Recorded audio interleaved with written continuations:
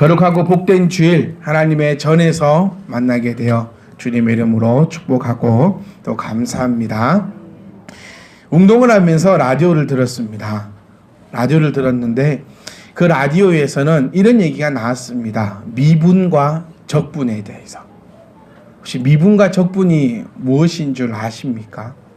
미분과 적분은 수학에서 나오는 거예요. 수학에서 나오는 건데 이렇게 어떤 학생이 질문을 냈더라고요. 누가 미분과 적분을 만들어 가지고 실생활에 쓰이지도 않는 이것 때문에 왜 이렇게 힘이 들어야 됩니까? 라고 질문을 했습니다. 저도 미분과 적분을 배워본 적은 없습니다. 문과 출신이고 공통수학만 배웠기 때문에, 또 공통수학 뒤에 미분과 적분이 조금은 나오지만 이것이 시험에 나오지 않았기 때문에 학교에서는 미분과 적분을 저는 배우지는 않았습니다. 근데 그 라디오를 들으면서 되게 궁금함이 생겼어요. 뭐라고 얘기하냐면 미분은 물건을 쪼개는 것이래요. 그러니까 누가 미분을 만들었냐면 그거는 기억이 안 나고요. 하여튼 어떤 사람이 왜 만들었냐면 포도주 통 안에 포도주가 과연 얼마나 들었는가를 계산하기 위해서 만든 게 미분이라고 하더라고요. 그러니까 포도주 통을, 그러니까 어떤 포도주 장사는 이만한 통을 갖고 와서 팔고 어떤 포도주 장사는 요만한 포도주를 갖고 와서 파는데 그 당시의 계산법이 이게 내려가는 것만큼만 부어준대요. 그러니까 이게 한 칸 내려가면 뭐 100원, 두 칸 내려가면 200원. 그런데 어떤 큰 통에서는 한 칸이 내려가려면 많이 나와야 될 거고, 조그마한 통에서는 조금만 나와도 이 한 칸이 줄어든다. 왜 이런가라는 것을 계산하기 위해서 미분을 만들었다고 합니다. 그래서 미분은 이 포도주 통을 막 쪼개가지고 막 계산해서 그 안에 과연 얼마만큼 들었는가를 계산해 주는, 할 수 있는 것이 미분이고, 그럼 적분은 뭐냐면 참 할 거 없는 것 같더라고요. 이 적분은 쪼개놓은 거를 다시 붙이는 거래요. 그러니까 참 열심히 쪼개가지고 열심히 붙이는 게 미분과 적분이다. 그래서 정말 저는 이 얘기를 들으니까 너무너무 하고 싶어지더라고요. 우리 집도 한번 쪼개보고 싶고 내 몸도 한번 쪼개보고 싶고 여러 가지가 쪼개보고 싶고 또 쪼갰다 붙였다 하니까 이 너무너무 이 재밌는 것 같아가지고 너무너무 해보고 싶어서 교회에 돌아와서 컴퓨터를 켰습니다. 그리고 미분과 적분을 한번 찾아보니까 이게 숫자가 아니고 막 영어 같은 것도 적혀 있고 알 수가 없어요. 그러니까 미분과 적분, 단순히 그냥 쪼개고 싶었는데 이 미분을 하려고 하면요 함수를 알아야 되더라고요. 또 함수를 모르면 미분을 할 수가 없대요. 그럼 또 이 함수를 알려면요 이 방정식을 또 알아야 됩니다. 또 이 방정식을 알려고 하면 곱하기를 잘해야 되고요. 여러 가지 것들이 복잡해서 제가 지난 주일날 우리 남전도의 모임을 마치고 김병우 지사님께 여쭈었습니다. 오늘 나오지 못하셨는데 이렇게 저렇게 된다 이렇게 하니까 김병우 지사님도 별 말씀 안 해주세요. 그러니까 제가 이렇게 말했거든요. 지사님, 제가 미분과 적분을 하고 싶은데 곱하기와 나누기도 잘 안 된다고. 네, 그러니까 아무 말씀을 안 하세요. 그러니까 이게 무슨 의미가 싶었더니 곱하기도 못하고 나누기도 힘든 사람이 어떻게 미분과 적분을 논하겠는가. 그래서 제가 이렇게 한번 둘러서 그럼 집사님 딸한테 지수한테 한번 물어볼까요? 라고 하니까 네, 바로 지수한테 물어보라고. 그러니까 제가 그 의미를 받아들이는 게 자신에게 물어보지 말고 지수한테 물어보라는 얘기인가?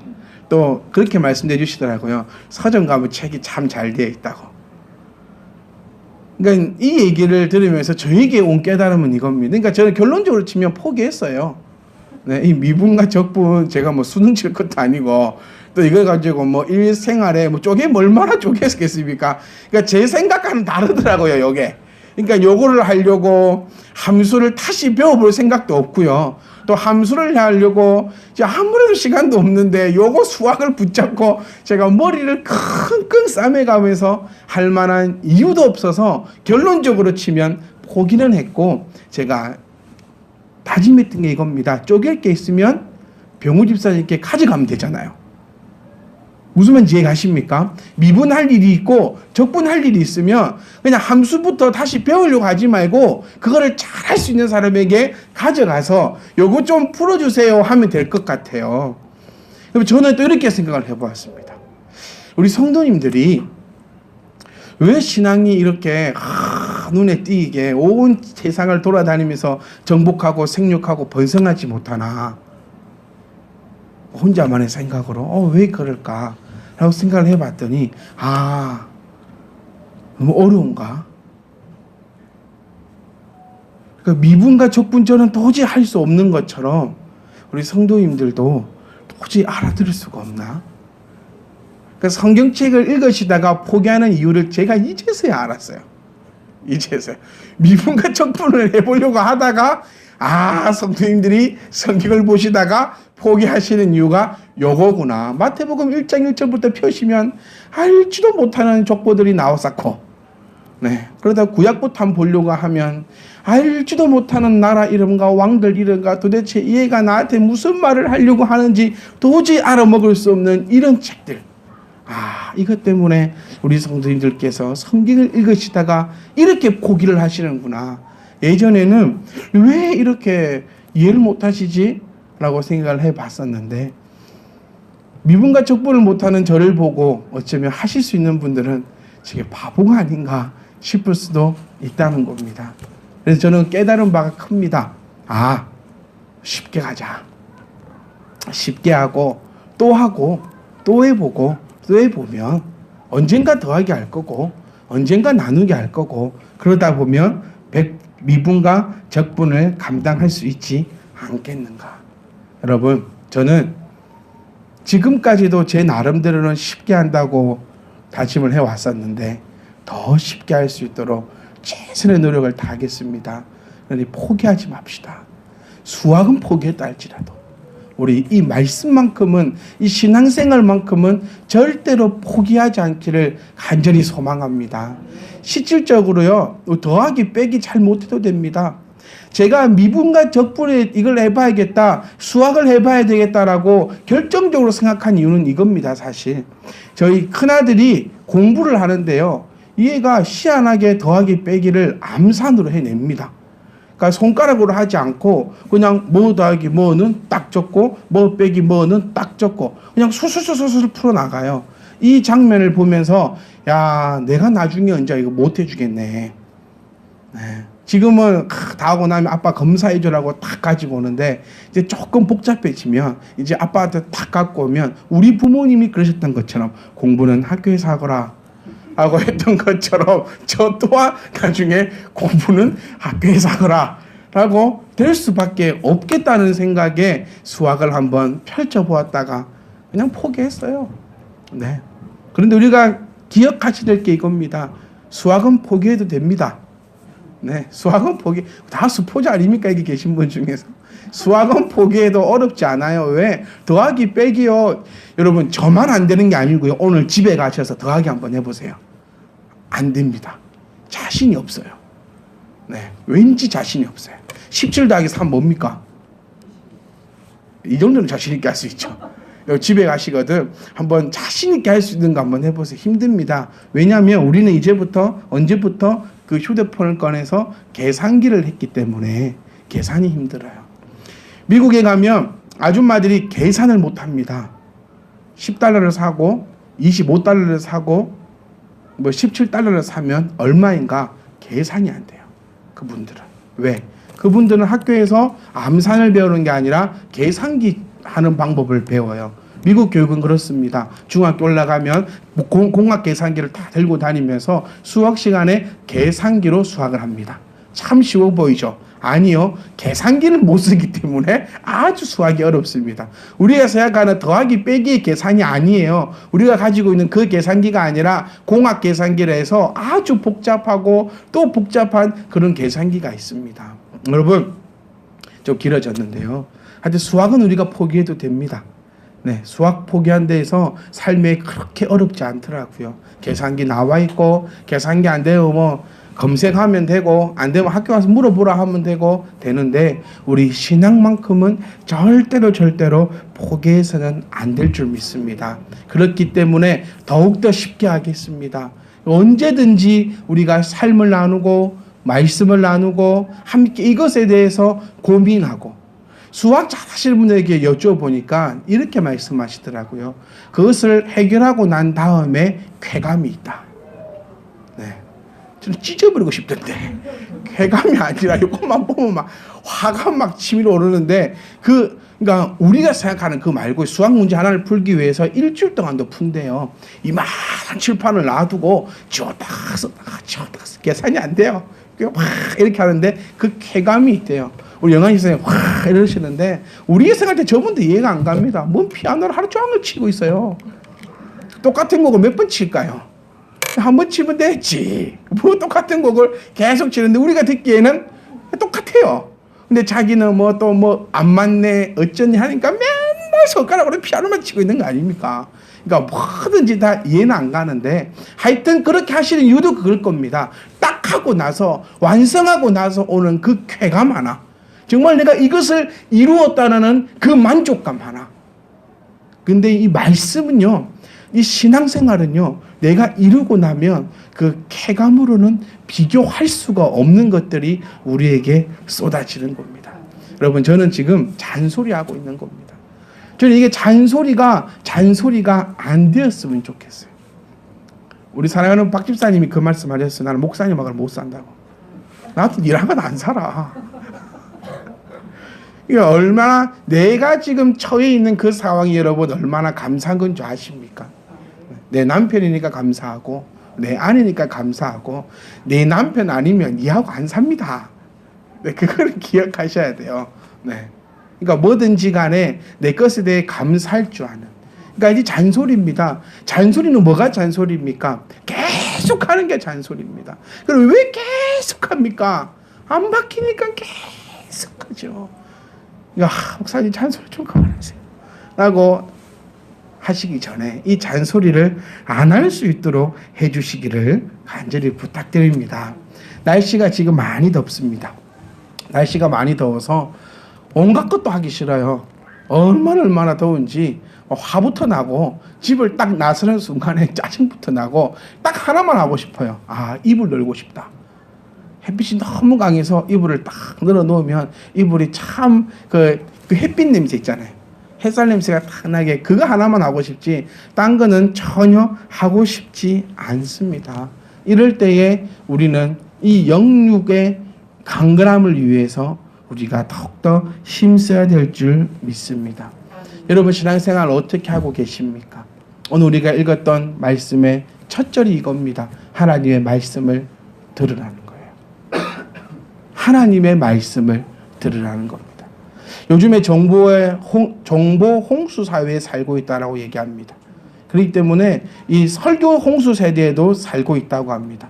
여러분 인터넷 가셔서 설교라고 치면 정말 기라성 같은 목사님들의 설교가 쏟아져 나오고 있고 또 온갖 정보들이 엄청나게 쏟아지고 있습니다. 그렇기 때문에 반증이 일어나는데 정보가 너무 많다 보니까 쓸만한 정보를 찾기가 어렵다는 거예요. 지금 부산, 울산 지역에서 가스 냄새가 난다고 합니다. 근데 그 원인을 우리는 알 수가 없다 그래요. 그러니까 온갖 정보가 나타납니다. 뭐 미군 부대에서 뭐 화학 무기를 실험하고 있다는 등, 뭐 어디서 올라온다, 어쩐다, 저쩐다, 온갖 정보들이 쏟아져 나오고 있는 요즘 시대입니다. 그리고 우리 귓가에도 여러 가지 소리가 들리는 시대를 우리가 살아가고 있다는 것입니다. 이럴 때일수록 우리가 더 정신 차려야 될 것은 뭐냐면 내가 하나님 목소리에 귀를 기울여야 된다는 겁니다. 우리 하나님께서는 우리에게 이렇게 말씀하십니다. 너희는 귀를 기울여라. 그러니까 이 귀를 기울여라는 거예요. 목소리는 들려도 내 귀에 하나도 안 들리는 소리 있습니다. 그것을 우리는 속된 말로 잔소리라 합니다. 아무리 네가 떠들어봐라. 나는 내 귀를 열지 않는다.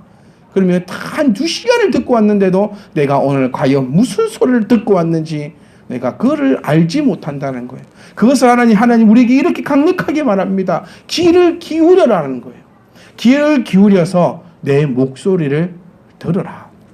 이걸로 끝나는 게 아니라 자세히 내 말을 들으라는 겁니다. 그러니까 하나님의 목소리를 들을 때 우리가 해야 될 것이 세 가지가 나오죠. 첫 번째는 귀를 여는 것, 그리고 그 말씀을 듣는 것. 근데 그 말을 듣고 자세히 듣는 것. 왜 이 듣는 것이 중요한지 아세요? 이 들으면 그 듣는 것이 생각이 되어집니다. 그리고 그 생각이 나를 움직이게 됩니다. 그리고 내가 움직이는 것에 따라 내가 책임을 져야 한다는 겁니다. 조금 생각을 한번 해보세요. 하나님의 말씀을 내가 귀를 열어서 하나님의 말씀을 들었다. 그리고 그 말씀을 자세히 들으세요. 그러면 그 말씀이 내 마음에 들어옵니다. 그러면 그 마음이 내키는 대로, 마음이 시키는 대로 내 몸이 행동합니다. 그러면 그 결과는 하나님이 책임지신다는 겁니다. 그래서 이 듣는다는 것이 너무너무나 중요하다는 거예요. 여러분, 신앙생활 우리가 열심히 하셔야 됩니다. 날씨가 더울수록, 해이해지기 쉬울수록 우리는 최선을 다해서 해야 하는데, 그러면 무엇을 해야 합니까? 여러분, 뒤에 이제 아마 딱 칼가 앉을 겁니다. 신앙생활은요, 교회에서 시키는 것만 하시면 됩니다. 제발 딴 거 하려 하지 마세요. 네. 딴 거 하려 하지 마세요. 근데 저는 여러분께 질문하고 싶은 게 그겁니다. 여러분, 교회에서 시킨 거는 제대로 하고 있습니까? 하고 있지 않으면서 혹 내 영이 죽었다고 불평하고 있지 않습니까? 어쩌면 공급받지 못한다고 원망하고 있지 않습니까? 어쩌면 또 회복하고 싶다고 그런 소리나 하고 다니지 않습니까? 그게 바로 미련한 자입니다. 사랑하는 성도 여러분, 날씨가 덥고 해이해지기 쉽고 풀어지기 쉬운 이때에 사고도 많이 납니다. 우리가 조심해야 될 것은 바로 이 영적인 사고에 우리가 조심하셔야 됩니다. 정신 차리십시오. 잔소리하는 겁니다. 정신 차리세요. 일주일 동안 살아가실 때에 하나님을 붙잡으세요. 어떻게 붙잡습니까? 교회에서 시키는 것만 하세요. 제발. 누가 지치느냐? 안 시키는 거 하려 하는 사람. 그러니까 시키는 것도 안 하면서 안 시킴까지 하려고 하니까 그 사람은 더욱더 힘들고 지칠 수밖에 없다는 것을 우리가 기억해야 합니다. 하지 않는 사람이 항상 불만입니다. 여러분 마음에 어떠한 불만이 있나요? 그러면 돌아보세요. 내가 이 불만을 토로할 만한 자격이 있는가? 한국 교육을 욕하는 사람이 누군지 아십니까? 공부 안 하는 것들이에요. 공부를 열심히 하는 자는 한국 교육 현실에 대해서 불평을 가지지 않습니다. 올해 대학 입시가 전체 100% 중에서 70% 넘게 수시로 뽑겠다라고 발표했습니다. 그러니까 수능을 쳐서 대학에 갈 수 있는 애들이 이제 그만큼 줄어드는 거죠. 저는 그거 보면서 참 안타깝더라고. 우리 때처럼 그냥 수능 한 방 딱 잘 봐가고 컨닝을 하든 뭘 하든 잘 찍든 어쨌든 수능 한 방 빡 잘 쳐가지고 좋은 대학 딱 갈 수 있는 그 시대가 좋았지. 이제는 그 고등학교 1학년 때부터 점수 깐다고. 지각하면 1점. 선생님 때려주십시오. 5년 딱 먹고 치아부르게 놨지. 뭐 1점 까고 2점 까고 엊그저께 집에 오다 보니까 고등학교에서 조퇴증 끊어가지고 앞에 학생 주임선한테 드리더라고요. 저런 사람 싫다고 막 땡땡 치가지고 신나게 놀고 다음날 딱 가서 빵막 10대 딱 맞고 앞으로 잘하겠습니다. 이러고 그래 잘해라. 다 끝내보면 되지. 그 점수 빼고 매기고. 하여튼 교육이 그렇게 또 바뀌었답니다. 그러니까 우리 아이들이 이제 대학 갈 때는 아마 100% 이제 수능이 사라지진 않을까. 벌써 올해 80%의 학생들입니다. 정원의 거의 80%를 수능으로 가는 게 아니라 학생부 성적으로 수시로 학생들을 선발하겠다. 요럴 때 불평하는 애들은 누굴까요? 안 하는 애들. 지독시게 안 하는 애들은 교육이 자주 바뀌네 뭐 어쩌네. 우리나라만 바뀝니까? 아닙니다. 전 세계가 자주 바뀌는 게 이 교육 문제예요. 그런데 항상 불만하는 것은 안 하는 자들. 우리 교회 신앙생활도 마찬가지입니다. 열심히 하시는 분들은요 불평이 없어요. 신앙 점검표 하루에 10장 하나 해보십시오. 하시는 분들은 거뜬히 해냅니다. 근데 꼭 안 하는 사람, 힘드네, 어렵네, 뭐 어쩌네. 사랑하는 성도 여러분, 합시다. 네, 하나님 말씀에, 하나님의 목소리에 귀를 기울일 수 있기를 간절히 소망합니다. 교회에서 여러분들을 안전한 곳으로, 여러분의 신앙을 책임지는 곳이 교회입니다. 여러분, 교회의 목적 그거 아닙니까? 우리 목적을 바로 합시다. 목적을 바로 합시다. 병원 가서 가장 열받는 게 뭔지 압니까? 병원 갔는데 안 낫고 오히려 더 아픈 거. 네, 병원 나서라 갔는데 오히려 병원로만 오고 막 돌팔이가 더 의사 만나가지고 배가 아픈데 머리 아프다 해서 머리에다 주사 놓고 막 이런 의사를 만나면 화가 나요. 저는 정말 화나는 데가 언제냐면 밥 먹으러 가는데 진짜 맛없을 때. 제 인생에서 그게 정말 화가 나요. 내 정말 힘든 몸을 이끌고 밥 먹으러까지 식당까지 왔는데 정말 맛이 없을 때 너무너무 화가 납니다. 왜? 나는 그곳에 먹으러 갔잖아요. 네, 먹으러 갔는데 먹는 게 맛이 없어. 그럼 여러분들은 교회 오신 이유가 뭡니까? 내 신앙, 이 신앙생활, 하나님으로부터 더 가까이 가려고 오신 겁니다. 네. 근데 여기서 참 대형교회가 되는 방법에 대해서 세미나를 하시던데, 그 대형교회 되는 방법의 세미나는 이곳에서 절대로 저 같은 설교하지 말라는 겁니다. 잔소리 하지 말고 힘을 주는 설교를 해라. 잘 될 수도 있다. 힘낼 수 있다.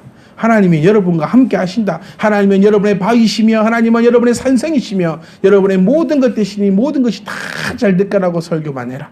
그러면 그게 대형화되는 교회의 지름길이다. 그래서 저는 다짐했습니다. 나는 대형교회 목사 안 할랍니다. 네.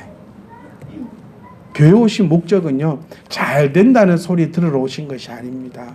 내 문제점을 발견하고 또 힘을 얻고 또 새롭게 능력을 받아서 하나님 말씀대로 살아가기 위해서 오신 거 아닙니까?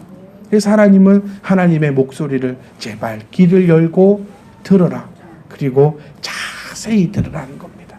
사람과 사람과의 관계에서도 이 말 자세히 듣는 게 참 중요합니다.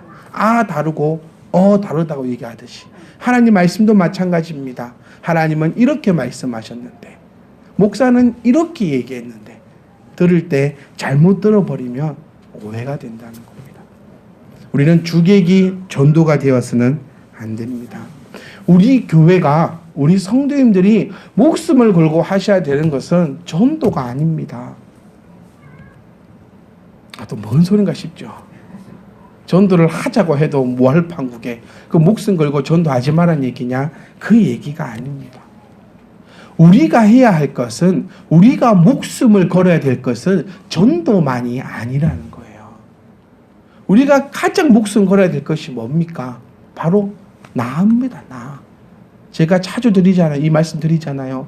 우리 집에 쌀이 있어야 다른 집에 쌀을 나눠줄 수 있습니다. 우리 집에 쌀 없는데 다른 집에 쌀 퍼주는 사람은 뭐라 합니까? 뭐라고요? 크게 해주세요. 아니 왜냐면 내가 여기서 하지 못할 다는 것 같아가지고. 우리 집에는 아무것도 없는데 남한테 퍼주려고 하는 사람, 그 사람을 정상적인 사람이라 얘기하지 않습니다. 우리 또한 마찬가지예요. 내가 왜 전도하려고 합니까? 여러분, 바울이 왜 그렇게 크게 나가서 하나님의 말씀을 전할 수 있었습니까? 바울이기 때문에 가능했다는 겁니다. 우리도 바울 정도 되면 바울 같은 일을 감당하겠지요. 다시 말씀드리면 우리가 목표로 세워야 할 것, 우리가 바라봐야 할 것은 전도만이 아니라 가장 필요한 것은 나의 영혼임을 기억하셔야 합니다. 아멘. 내가 잘 돼야 남에게 복음도 전하고 내가 평안하고 내 안에 그리스도로 꽉 차 있어서 목마른 자들에게 줄 수 있는 거죠. 이 복음을 말씀에서는 뭐라 표현합니까? 마르지 않는 샘 같다라고 표현하고 있습니다.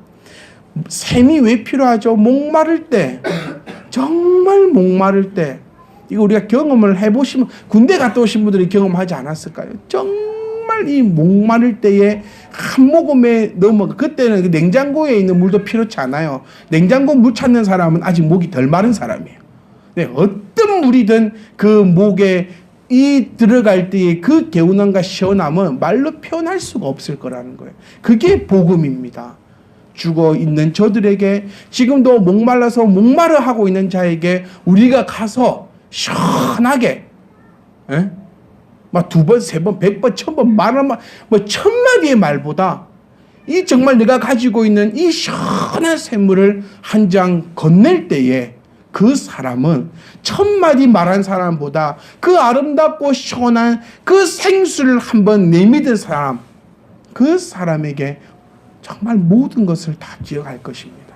예수 믿으라고, 교회 가면 복 받는다고, 천국 간다고, 잘 된다고 1000마디 만마디 하는 그 사람보다 나는 지금 그 소리를 듣고 싶은 게 아니고 정말 이 맛있는 이 생수가 먹고 싶은데 계속 옆에 와가지고 얘기만 해요. 약 올리는 겁니다, 이거. 그럴 때 내가 생수를 줄 수 있어야 되는데 왜 우리는 생수를 못 줍니까? 내 안에 생수가 없어요. 뭐 그거 기억하셔야 됩니다. 내 안에 지금 생수가 넘쳐 흐를 수 있기를 간절히 소망합니다. 사랑하는 성도 여러분, 하나님의 말씀을 들으십시오. 귀를 여십시오. 우리 후반절 말씀 우리 다음 주에 함께 다시 나눌게요. 오늘 우리가 함께 기억하셔야 될 건 이겁니다. 내 귀를 열어보십시오. 이 한 주일 동안 내 귀를 열어보십시오. 하나님께서 나에게 이 자연 모든 만물을 통하여서 나에게 말씀하고 있는 그 하나님의 목소리를 내가 들어보십시오. 근데 듣는데 자세하게 들으십시오. 가장 중요한 거, 이 자세하게 듣는다는 게 이겁니다. 복음을 전하라, 그 얘기만 들어서 교회가 해야 될 일이 전도만 해야 되는 일처럼 돼버렸어요. 어느 교회를 가든 1000명이 되고 10,000명이 되는 교회를 가봐도 맨날 전도만 하자고 얘기하더라고요. 우리처럼 작은 교회라서 전도하자고 얘기하는 게 아니라 어마어마하게 큰데 이제 전도 안 해도 될 것 같은데 계속 전도하자 그래요. 그래서 막 몇 억씩을 쏟아붓고 온갖 수단과 방법을 가리지 않고 전도에 진짜 요즘에는 그 기업체들이 하고 있는 그 완전 그 비즈니스적으로 큰 교회들이 나가 전도합니다. 그러니 우리는 전도 못해요, 여러분. 네? 생각해 보세요. 우리 같은 교회 오겠습니까? 시라번쩍한 그런 교회 오겠습니까? 그러니까 여러분들은 대단하신 분들이라고요. 이 많고 많은 교회 중에, 그 크고 큰 교회 중에, 네, 그래도 이 하나님, 이 참 믿음한 교회에 오신 여러분들이 하나님 보시기에 얼마나 귀하고 여러분들의 이 정신이 바로 박혀있다, 저는 그렇게 표현하고 싶어요. 성도 여러분, 교회가 해야 되는 게 전도만 아닙니다. 우리 전도만 하려고 하지 맙시다. 네, 전도만 할 것 같으면 저 큰 교회들 더 잘하고 있어요. 그러니까 막 너희 잘하는 거 하라고, 돈 쏟아붓고 막 이것저것 해가지고 세미나 하고 가서 배워와가지고 뭐 전도 많이 하라고 합시다. 우리가 먼저 해야 될 것은 전도가 아니라, 주님이 누구에게 말했습니까? 제자들에게 말했잖아요. 그 전제 조건은 제자라는 전제 조건입니다. 바울에게 얘기했어요. 전제 조건은 바울이기 때문입니다. 어쩌면 저와 여러분들에게 하나님은 전도하라고 얘기 안 하실 수도 있습니다. 왜? 죄송합니다. 네 같은 게 전도한다고 라고 하나님은 그럴 수도 있어요. 하나님은 왜 바울에게 맡겨졌을까? 왜 지나가는 다른 사람에게 맡기지 않고 왜 바울에게 전도하라고 맡겨졌을까? 바울이었기 때문에 전도하라 맡겼습니다. 우리가 해야 될 것은, 맞아요, 전도도 하셔야 됩니다. 하지만 우리가 먼저 해야 될 건 전도만 하는 게 아니라 내 안에 샘이 넘쳐날 수 있기를 간절히 소망합니다. 그래서 목마른 자들에게 퍼주고, 마음껏 퍼주고, 너도 오라고 퍼주고, 너도 오라고 퍼주고. 주님이 우리에게 가르치신 건 이겁니다. 수고하고 무거운 짐 진짜 다 내게로 오라 했어요. 니는 오고 내는 오지 말고, 야 샘물이 좀 없다, 이제 너무 많이 나눠줬어, 이제 그만 와. 이게 아니라 주님을 품고 있는 자는 마르지 않는 샘물이라고 말씀하신 그 말씀을 기억하시면서 여러분 이 샘물을 더운 여름에 증발시키지 마시고 정말 이 마음에 이 아름다운 샘을 간직할 수 있기를 간절히 소망합니다. 여러분 달려나갑시다. 전도만 하려고 하지 말고 우리 이 신앙을 더욱더 든든히 세우고 내가 하나님 앞에 아름답게 나아가고 내가 하나님의 말씀에 귀를 기울이고 자세히 듣는다면 나를 통하여서 전도되는 것은 당연한 겁니다. 여러분 믿으십시오. 전도는요 하나님이 하십니다. 아멘. 전도는 하나님이 하시는 겁니다. 우리 사람의 힘으로 사람 끌어오려고 노력하지 말고 하나님의 능력으로 내가 바로 되어서 나의 이 마르지 않는 샘을 마음껏 퍼줄 수 있는 그런 교회가 될 수 있기를, 그런 성도가 될 수 있기를 간절히 소망합니다. 여러분 내가 살아야 합니다. 내가 살아야 모든 것이 살아남고 내가 살아야 모든 것이 안전하며 내가 살아야 모든 것에 있어서 하나님의 은혜를 부어줄 수 있음을 기억하시고 이번 한 주간도 죽지 마시고 더욱더 살아나시는 거룩하고 복된 성도의 삶이 되시기를 주의 이름으로 축복합니다.